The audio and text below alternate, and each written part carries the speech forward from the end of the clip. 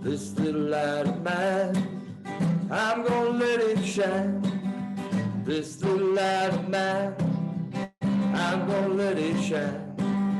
This little light of mine, I'm gonna let it shine.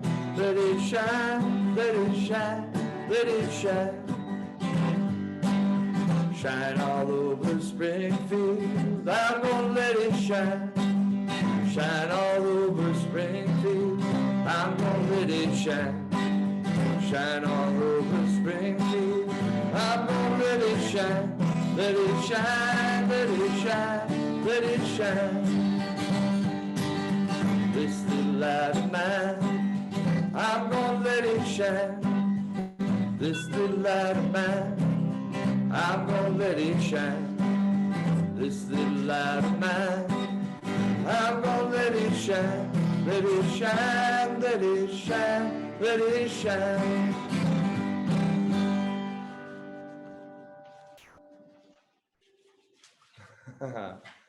Good morning. Good morning. Welcome to the Unitarian Universalist Meeting House in Springfield, Vermont. For generations, we have envisioned a bettered world, an earth made fair and all our people one. We welcome all who wish to join us in fulfilling that vision. My name is Bill Brink, and I am one of the trustees.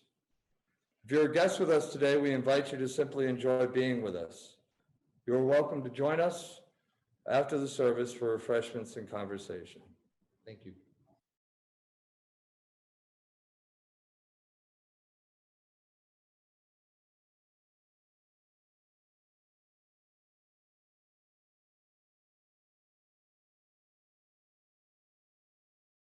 It is my great pleasure to introduce to you Dr. Charis Boke, who is speaking to us today on hope.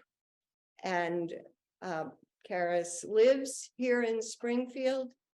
She is a scholar, an activist, and an educator.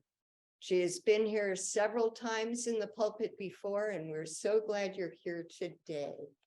Yeah.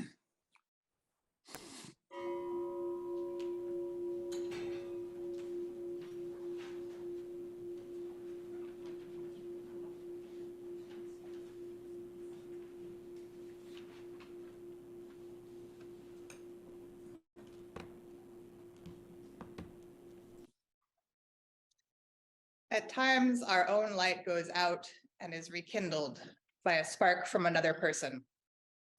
Each of us has cause to think with deep gratitude of those who have lighted the flame within us. I invite you to join in the opening hymn, Come, Come, Wherever You Are, Whoever You Are, as you are willing and able.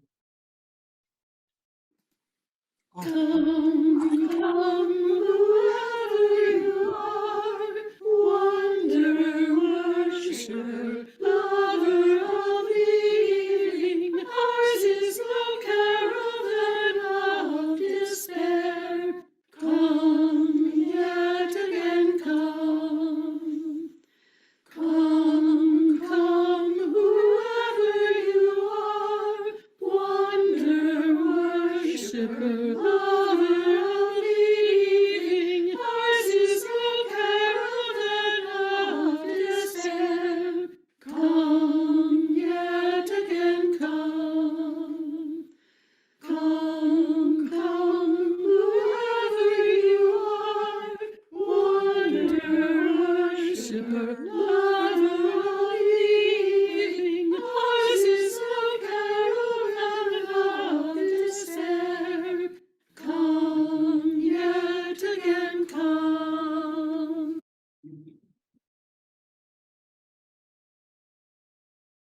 Now we'll turn to the story for all ages. The story that I decided to share today is called The Star Keeper.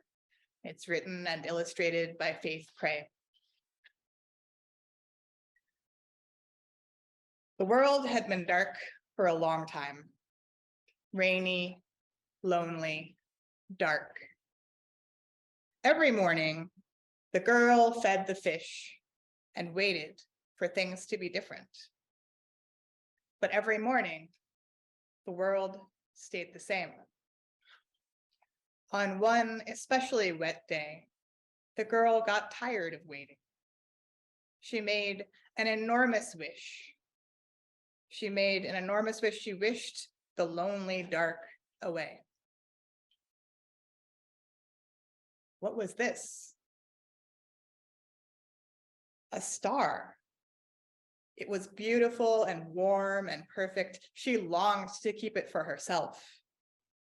But the girl could tell that the star didn't want to be hidden. It needed the girl to help it shine. Surely the best place for a star to light up the world, she thought, was someplace grand. But the people in the fancy house were busy. They didn't even want to stop and see the star. The girl and the star felt small. Next, the girl tried taking it to the shops. Shopkeepers are sensible, the girl figured. Maybe they would know what to do. But even though she knocked and knocked, the doors stayed shut. The girl and the star shivered. Finally, the girl took the star to the center of the village.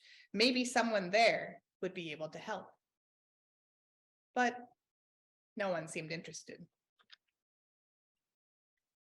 The star was gloomier now, shrinkier, wilted. The girl felt it too. By now, the star was as small as a smudge, and the world felt the same. I must not be very good at taking care of stars, thought the girl. Perhaps I should forget my wish. Someone else should try to help it shine. She found the perfect spot for giving up. Only someone was already there. Two someones.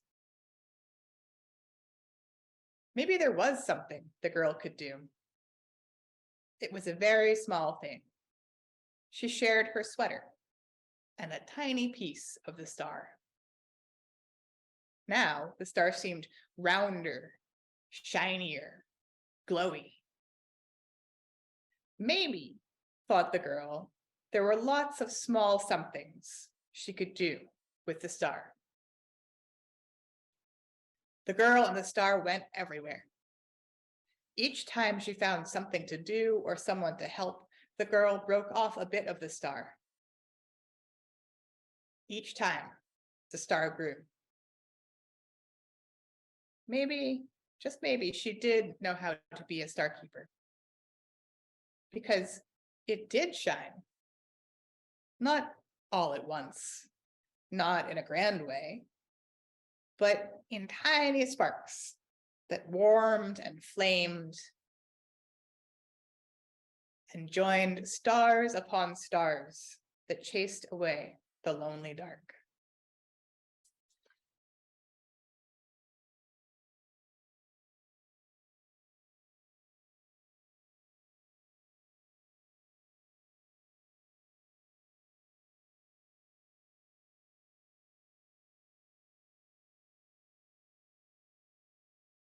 I'm so glad that you all are here this morning, both here in chairs in front of me and over on the screen on the wall in Zoom world.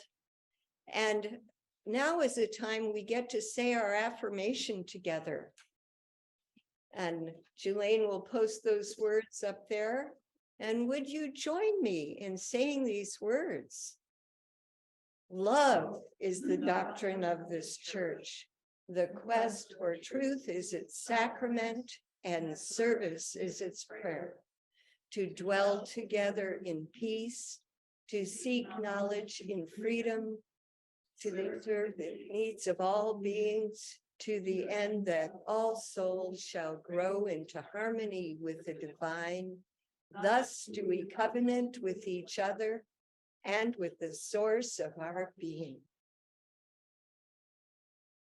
Thank you for sharing those words. And now is a chance we will receive the offering for the ongoing work of this church and food for the family center.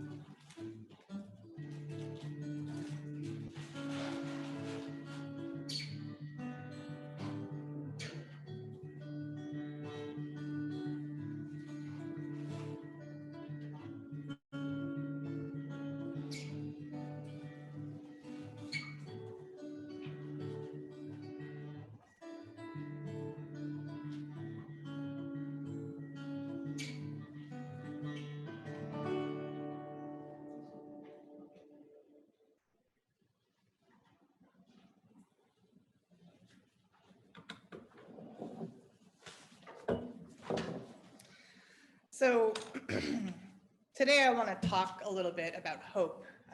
The title of the sermon is Hope is an Action. When I was originally thinking about this topic, it was in a moment when I felt like I had no idea what to do about the things that brought me despair in the world, and the things that I see that are marks of pain and suffering. And I was been working for about 6 months on what it means to hope actively. So that's what I hope to share today.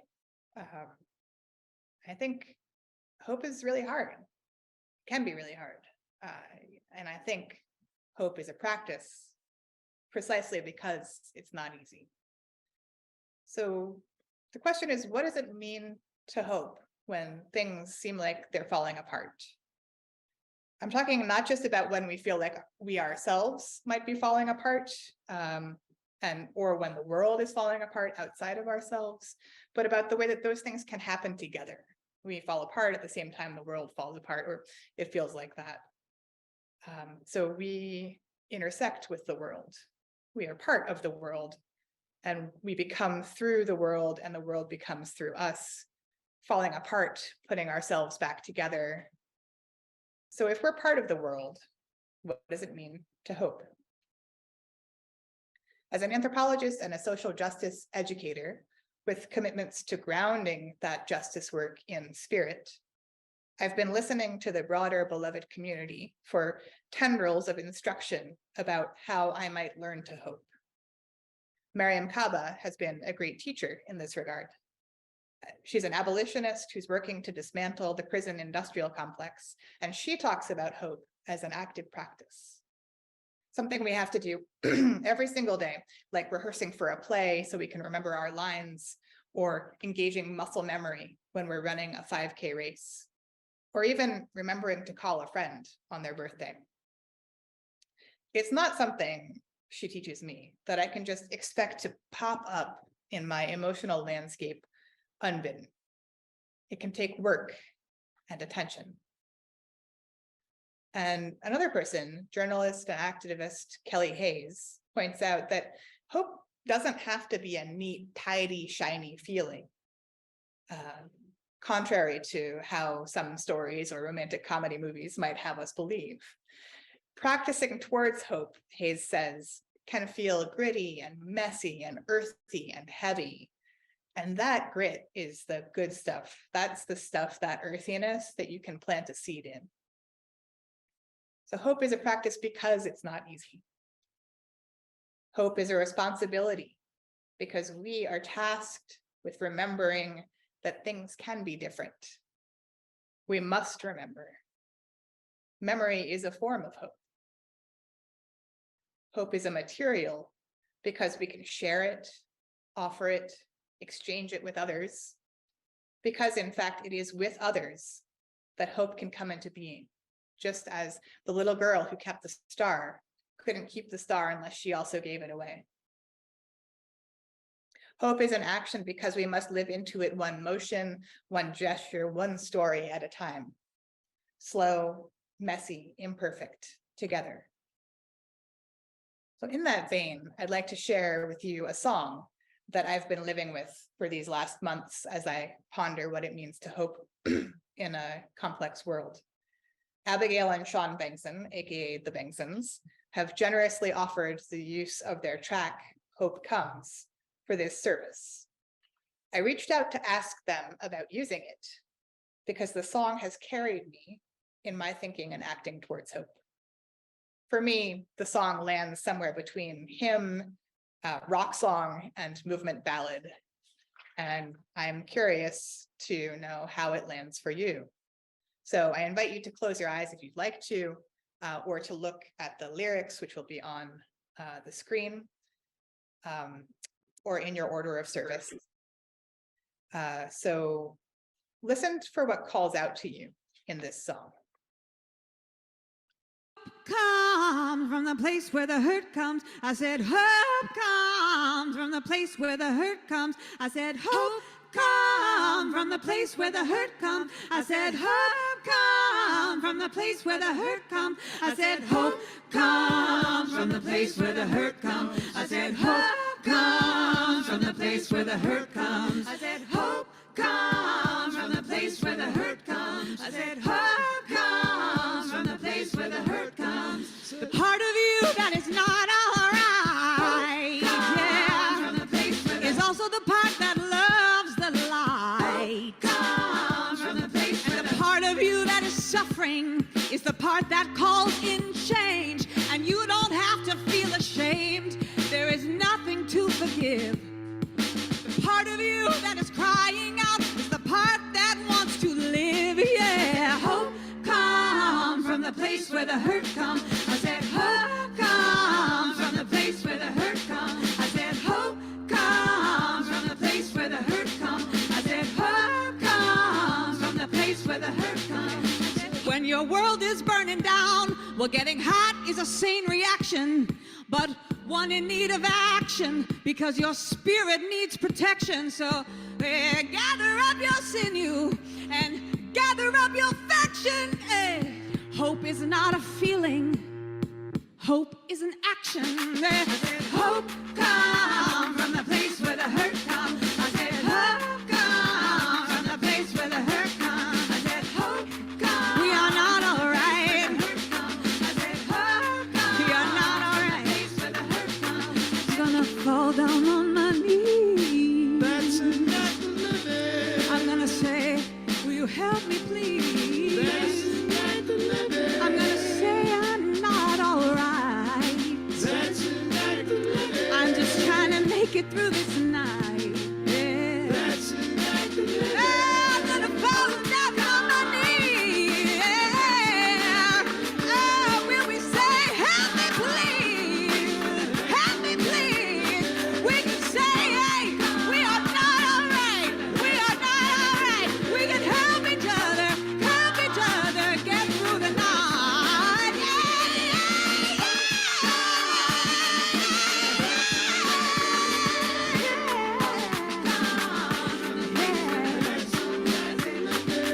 Because hope comes from the center of the hurt, in the middle of the dirt. We'll plant a seed and watch it grow into something we don't already know.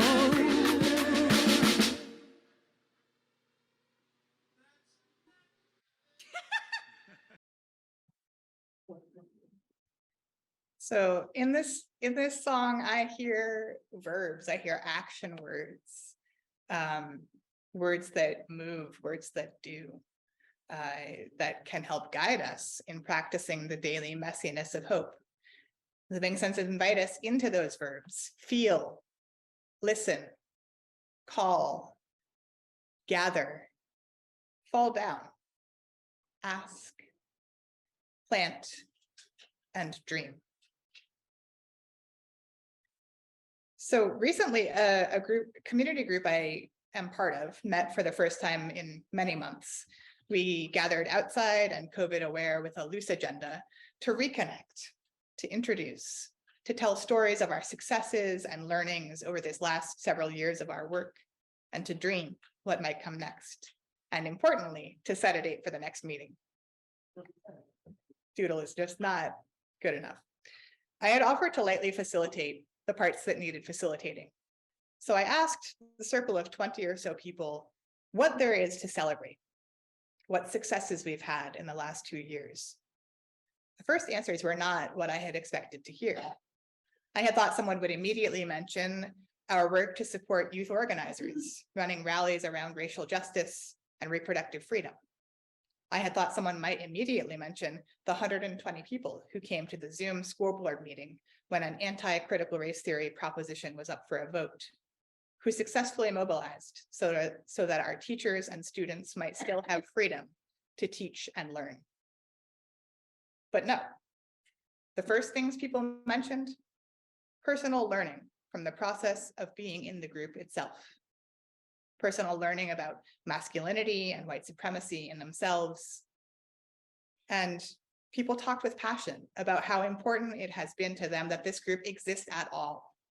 That Springfield Community for Change exists was for them a success in itself. That we had gathered that day, that we had gathered before on Zoom and in parks with common cause of justice and liberation. The fact of gathering made folks feel hopeful, optimistic about future possibilities. So what does it take to gather? The Banksons demand that we gather two things, our sinew and our faction. So gathering my sinew it's a very biological metaphor. It's what I do in the morning to get out of bed. Gathering my sinew is what holds my body together, what brings me into the world. It's the gratitude practice I only sometimes remember to offer. It's in the ways that I set down the burdens that are not mine to carry so that I can collect the ones that are. It's in the ways that I take care of this body with food, with rest, with company, with solitude. Gathering ourselves is a practice of hope. And gathering a faction is gathering the people. So in this case, Springfield Community for Change, maybe, but also family, friends, the beloved community, all of you here today, gathering, being together, looking into each other's eyes, listening, feeling into what it means to dream a new world together, feeding each other, literally and metaphorically. This is a practice of hope. Hope entails imagining a future that is something not like it is now. If everything was okay, we wouldn't need hope. The Banksons say, I am not all right. We are not all right. She names the pain. She names the moment of falling down. She doesn't say what happened. She doesn't bring her personal story into the song. So I can hear in it the ways that I have fallen down, and maybe you hear the ways that you've fallen down and ask for help as well. Because that asking for help is key. She doesn't say from whom she's asking for help, but she says, help me, please. And he echoes, that is an act of living. So how do we act into that? How do we live into the place, to the idea that the place where we hurt, the place where we fall down, is a part of what sets the stage for hope. When I listen to these lines, let me just refer to them again for you. The part of you that is not all right is the part that loves the light. The part of you that is suffering is the part that calls in change. Hope comes from the place where the hurt comes. When I listen to this, what I hear is that things in the world that cause me pain, like the removal of reproductive liberty, or the murder of Black and Brown people, or even my own personal illness, or that of a loved one, these tell me where I dream of how something could be different. A future when all have reproductive liberty, when we are all safe in how we present our gender identity to the world, when none must fear death at the hands of a white supremacist other. The place where it hurts tells me where I have hope, where I think something could become different. Here, I think the practice starts with feeling. That's that action word they called us into. Noticing and naming what hurts inside us and asking ourselves and each other, what dream of a different future does that hurt tell us we hope for? If we hurt, it's telling us where we have hope. What does our hurt tell us about what we hope for? This practice is also about witnessing the pain and the hope of others, showing up, being present, acknowledging that the kind of action born by hope may also carry rage and grief, that even in that we can imagine, dream, vision a different world. That is the practice of planting a seed. Plant a seed and watch it grow, the Vengsons sing, speaking, sharing true things and listening, passing knowledge and resources, sharing visions, seeds in ourselves and seeds in each other. What if something else is possible? Something we don't already know? Quiet question we might ask ourselves each day as we gather our sinew. A loud question we might ask each other as we gather our faction. What if another world is possible? The seed of hope will always grow into something we don't already know because we have not yet lived the future, and we won't until we get there. We can't know what will happen, and that can be intimidating. That great unknown, that great uncertainty. It's also in that uncertainty that hope springs. Rather than finding that daunting to the practice of hope, it's integral. It comes together.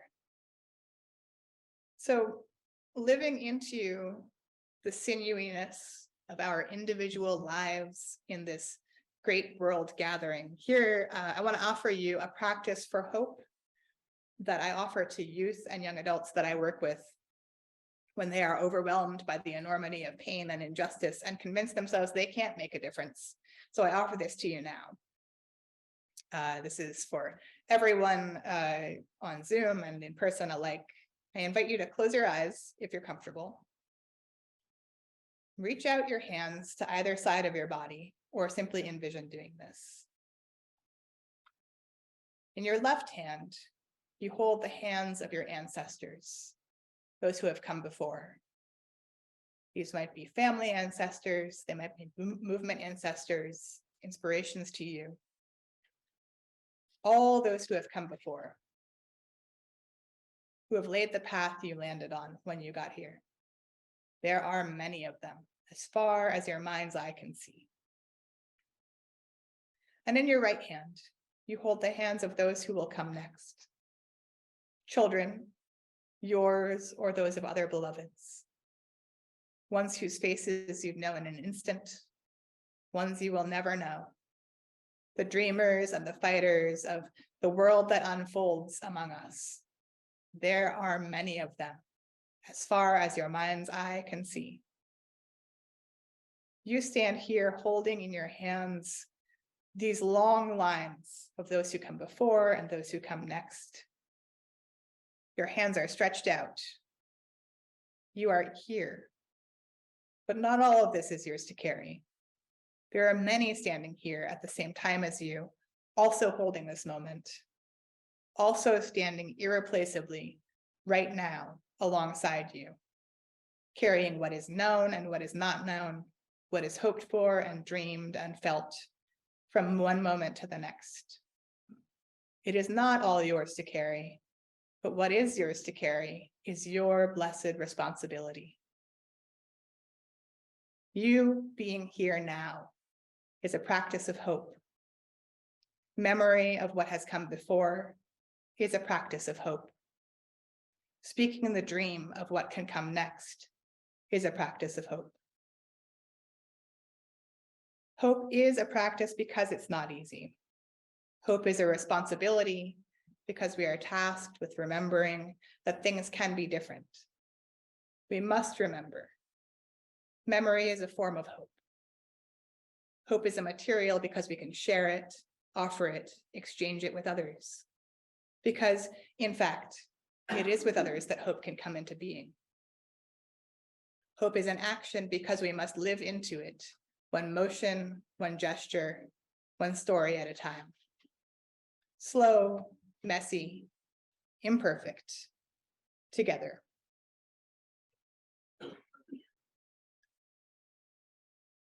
I'll invite you to join me in a responsive reading, which is available on the slide. There's also 461, in case you're curious. Nothing worth doing is completed in our lifetime.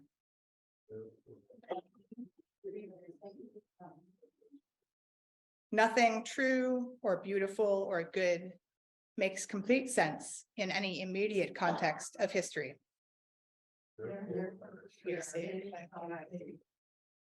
Nothing we do, however virtuous, can be accomplished alone. Therefore, we are saved by love. No virtuous act is quite as virtuous from the standpoint of our friend or foe as from our own. Therefore, we are saved by a final form of love, which is forgiveness.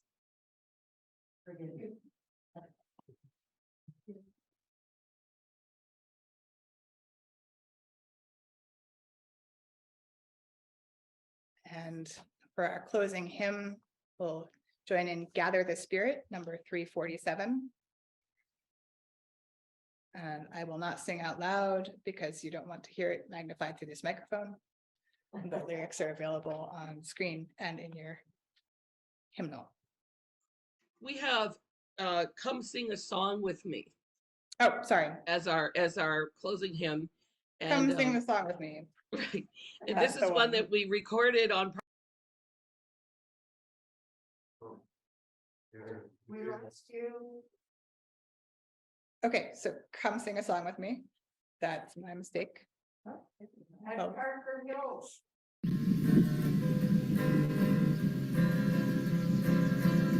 Sing a song with me. Come sing a song with me. Come sing a song with me, that I might know your mind. And I'll bring you home when hope is hard to find. And I'll bring a song of love and rose in the winter time. Come dream a dream with me. Come dream a dream with me. Come dream a dream with me, that I might know your mind. And I'll bring you home when hope is hard to find. And I'll bring a song of love and a rose in the winter time.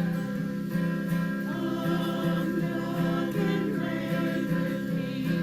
Come walk in rain with me. Come walk in rain with me, that I might know your mind. And I'll bring you home when hope is hard to find. And I'll bring a song of love and rose in the winter time. Come share a rose with me. Come share a rose with me. Come share a rose with me, that I might know your mind. And I'll bring you home when hope is hard to find. And I'll bring a song of love and a rose in the winter time.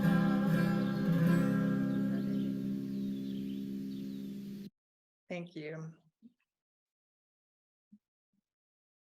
As we close out this day, this morning of worship, I'll offer a short benediction. As we extinguish our chalice. May you be messy. May you be storied. May you remember that things can be different. As you move today into the world, may hope soak the ground you move on, 1 inch at a time.